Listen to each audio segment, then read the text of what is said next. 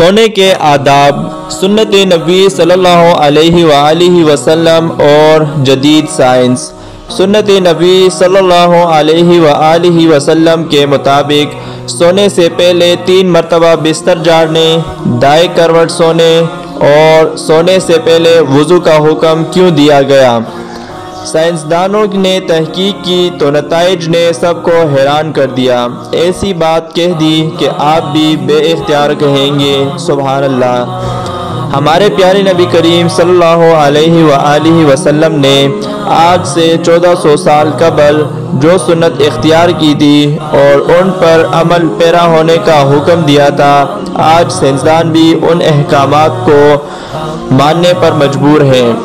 नबी करीम सल्लल्लाहु अलैहि वसल्लम के अहकामात के मुताबिक और सुन्नत से ये बात साबित है कि सोने से कबल अपने बिस्तर को 3 बार झाड़ लेना चाहिए।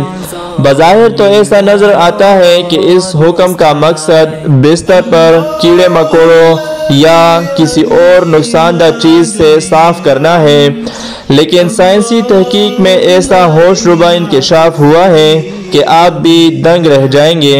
साइंसदानों के मुताबिक इंसानी जिस्म में मेटाबॉलिज्म का अमल 24 घंटे जारी रहता है, जिसके बायस हर पल सैकड़ों नए सेल्स बनते हैं और पुराने टूटते हैं। हैरान कुन बात यह है कि सोने के दौरान जिस्म में टूटने वाले सेल्स बिस्तर पर ही गिर जाते हैं, जो इंतहाई छोटे होने के सबब नज़र नहीं आते।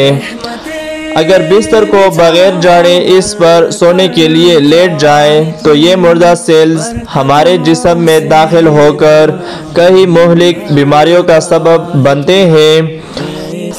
और साइंस ने भी ये बात साबित किया है कि इन मुर्दा सेलों को साफ करने के लिए बिस्तर को कम से कम 3 बार झाड़ना लाजमी होता है और ऐसा करने से ख़तरा टल जाता है।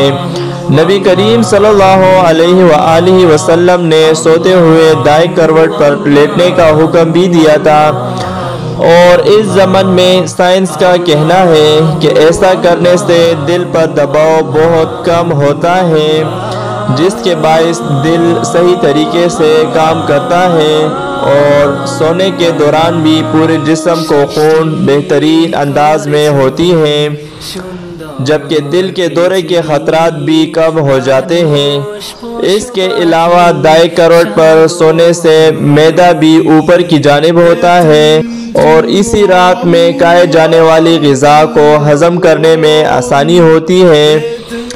रात सोने के दौरान मैदा में जो मौजूद ग़िज़ा अच्छी तरह हज़म हो जाती है, जिसके बायस इंसान बेदार होने पर ख़ुद को तरोताज़ा महसूस करता है और तेज़ाबियत भी नहीं होती। हमारे नबी करीम सल्लल्लाहु अलैहि वसल्लम के अहकामात के मुताबिक सोने से कबल बावज़ू रहने का हुक्म भी दिया गया था। अच्छी बात फैलाना सदका जारिया है। आपको हमारी कोशिश कैसी लगी कमेंट सेक्शन में अपनी राय का इजहार ज़रूर कीजिएगा। मिलते हैं किसी नेक्स्ट वीडियो में, तब तक के लिए अल्लाह हाफिज़।